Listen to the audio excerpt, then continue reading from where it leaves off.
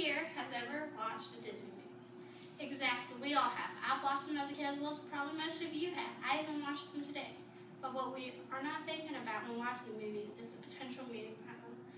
Kids, teens, and adults can all have a different view on the meaning behind them. Now, before I tell you the actual meanings, I'm going to give you a little bit of a background on the movie in case you haven't seen them. This is Beauty and the Beast. The Beast was not always a beast. He used to actually be a prince. But he was very rude to a beggar woman that came to his door asking for a place to stay. But in reality, she wasn't a beggar. She was an enchantress. And she turned him into this beast because of how rude he was. She told him that if he could find true love by the time that flower died, then he would turn back into his old self. But he had to find true love first. Well, Belle came. She's very stubborn. She eventually weaseled her way into his heart. And he fell in love with her. But he didn't know that she already loved him. So, but in the end, when he's nearly dead, she tells him that she loves him and cries on him. And he comes back as his old self. And what Disney want kids to get from it is treat others the way you wish to be treated. But now a lot of teens will see that underneath the abusive exterior of your man is a loving heart. He's just dying to share with you. Now adults see more as the Stockholm Syndrome, which is where your kidnapper capture, no matter what they do to you, you are going to sympathize with them, you're going to feel empathy for them. No matter what they do, you're just going to love them, basically. Now Cinderella, when her father died, she was left to her stepmom and the two evil stepsisters. They practically turned her into their slave. But she had a dream of going to a ball. And eventually that chance came around, which was the Princess Ball, because they were trying to find him a wife. But her stepsisters and stepmother didn't want her to go, so they told her she'd go. She got her work done, but they gave her extra work to do so that they know she wouldn't get done.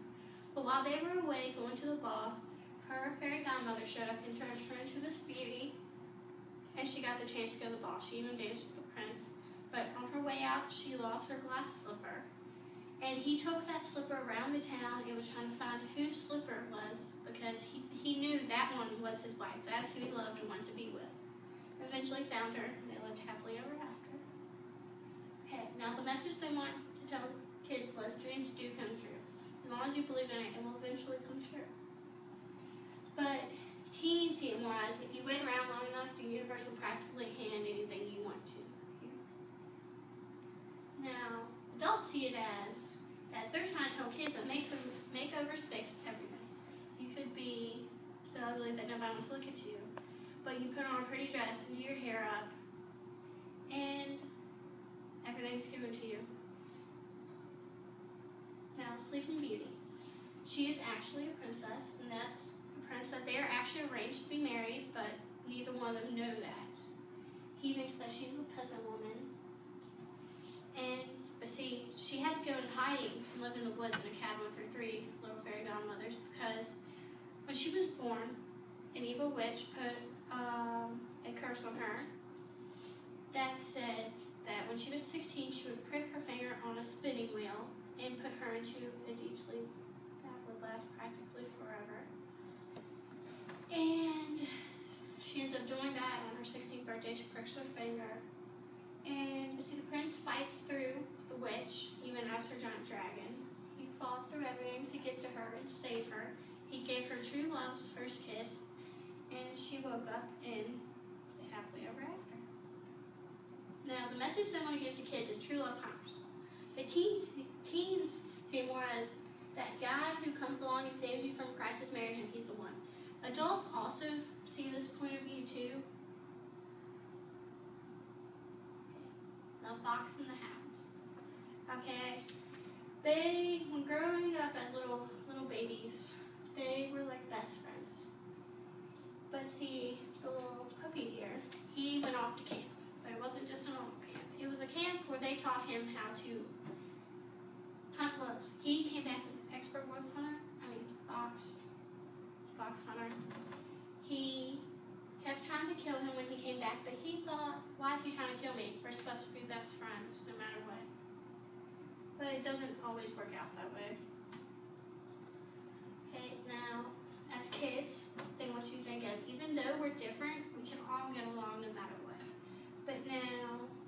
adults and teens see it more as, and by getting along, we don't mean don't kill each other. We certainly do not. We do not live together. It's kind of, they make it seem like Disney is being kind of racist, whole thing. Okay. Now the Hunchback of Notre Dame. See, she loves him, the blonde guy over there in that picture. They love each other, but the main character loves her. He wants to do anything for her. He helps her escape the castle, but it doesn't matter because in the end, she's still with him because she loves him, no matter how nice she was and how mean he was. Okay, now the message is supposed to be, for little kids, is don't judge a book by its cover. But now for teens, it's more like the ugly guys don't get the girl even if they're devoted and awesome. That's just how it works, sorry.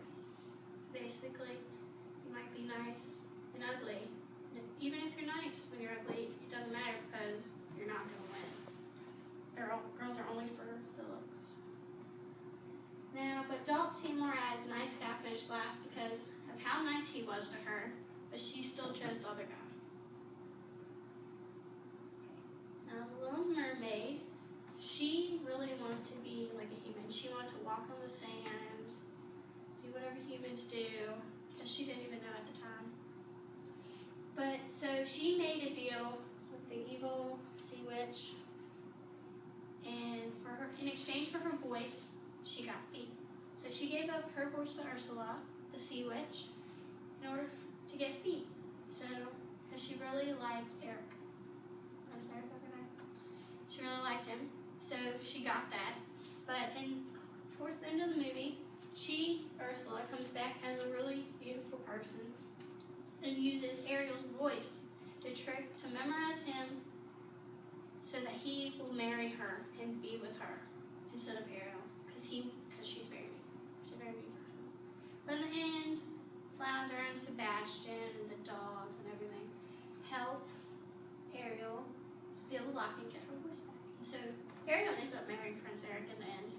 They live happily ever after. Okay, now to kids the message is true love conquers all. But to teens, the message is more like a little compromise with evil is okay as long as everything works out in the end.